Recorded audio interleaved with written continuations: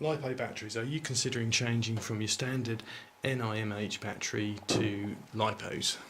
Lipos provide a lot more power, and this one is 7.4 volts because it's a 2-cell. As you can see, the 2 cells there clearly. This is 4000 mAh, and it will provide a lot more power, and that will run perfectly in this car. This car, it says in the manual that it's capable of 3 cells, but the reason why it can't take 3 cells is because of the motor. The ESC is capable of taking 3-cell batteries, but the motor isn't. So if you wanted to run this car on 3-cell batteries, you'd have to change the motor, but if you're going to do that, you may as well just upgrade the motor to brushless and change the ESC at the same time.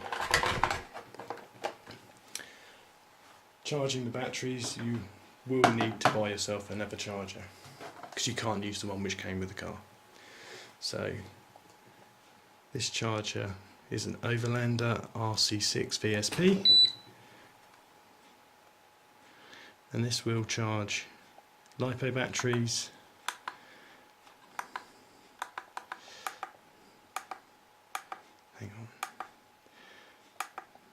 NIMH batteries, NICD batteries, and so forth.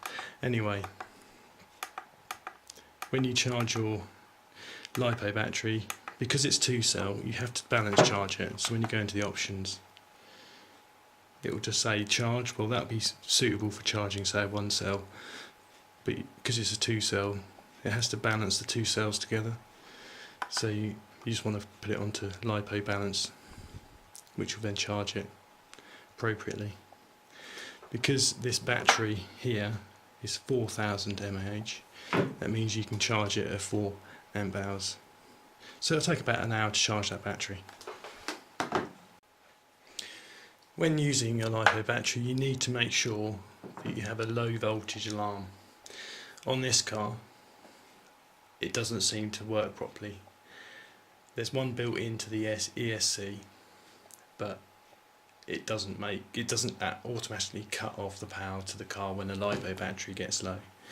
So it's worth investing, regardless anyway, into a low voltage battery alarm. You can easily just connect this straight into your Lipo battery.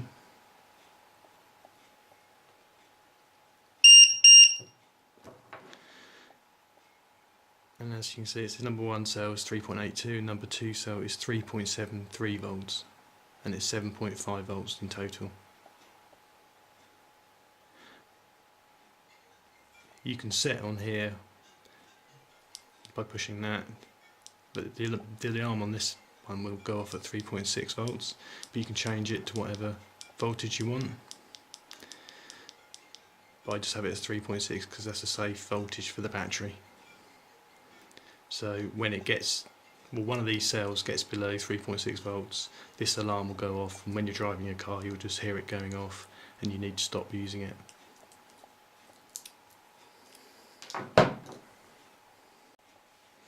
I think Lipo batteries are really good value for money.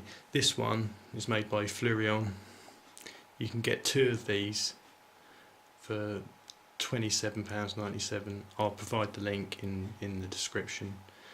So if you want to order yourself one off Amazon, I would. This doesn't come in a hard cell, which has its negatives and its positives.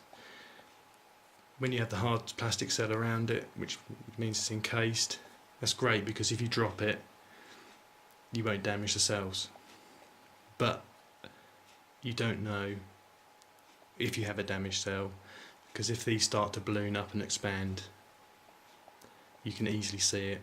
So that means that you can discard that battery, throw it away, because that becomes dangerous. The batteries are liable of exploding and catching fire.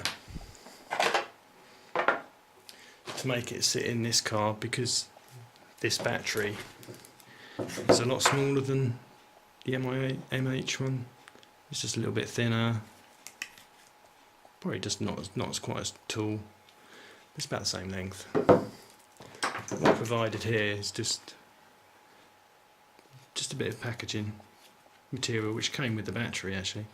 Just put that in there, so when you've got the battery in position, just holds it really nicely, and any bangs and bumps just stops it from getting thrown around and damaged.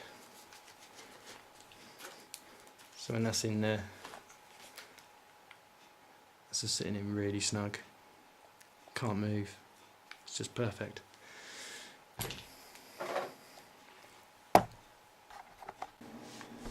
Here's just a description showing the different voltages of different cell batteries. So the 1S battery, which is one cell obviously, is 3.7 volts when it's discharged, and when it's charged is 4.2 volts. And obviously the 2S battery, which I'm using, is 7.4 volts when it's discharged, and when it's charged it's 8.4 volts. The batteries also have a capacity rating on them, which is a continuous capacity. The battery I'm using says 30C on the front. Well, this means that because it's a 4,000 milliamp hour battery, which is its capacity, you times that by 30, which gives you 120,000. You divide that by 1,000, and then that gives you 120. The 120 is basically how many amps you can draw from that battery continuously. Now, this means in your car, the ESC will probably be rated at something like 45 amps or 25, and my particular car is a 45 amp ESC. So that means it can draw 45 amps continuously from the battery, and that means the battery has got plenty of leeway because it's a 120 amp capacity battery.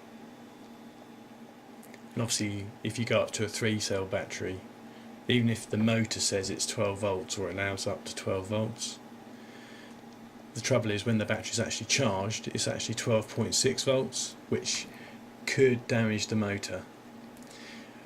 At worst case, the motor will probably run, but it will eventually get too hot and probably burn out. So you may be able to drive the car 3 or 4 times maybe, but after that the motor will probably just be burnt out. So you have to check the motor to make sure it's the right voltage for what battery you're trying to use in it. Okay.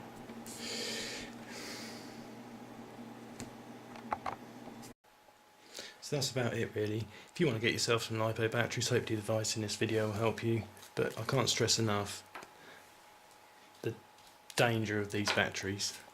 If they catch fire or explode, you really need to be careful. When you charge them, make sure you're not charging them in your house. Charge them outside, you know, hopefully somewhere safe in your shed, because if you just Google it or look for videos on YouTube of these batteries catching fire, they are quite dangerous. But that's only if you damage the cells. So as long as you look after the battery, don't drop it. And always before you charge them, just look at the cells to see how they look, if they all look the same shape and look perfect. And when you charge them, never walk away, always stay around. Sort of just keep checking on them every now and again to make sure they're not starting to puff up. If they start to puff up, just disconnect them straight away and just put them somewhere outside where they won't set fire to anything else. Just throw them on the lawn or on your patio or somewhere, you know, out of the way, because they are liable to explode, and you do need to make sure you don't charge them in your house because it's not safe. Okay, hope this helps.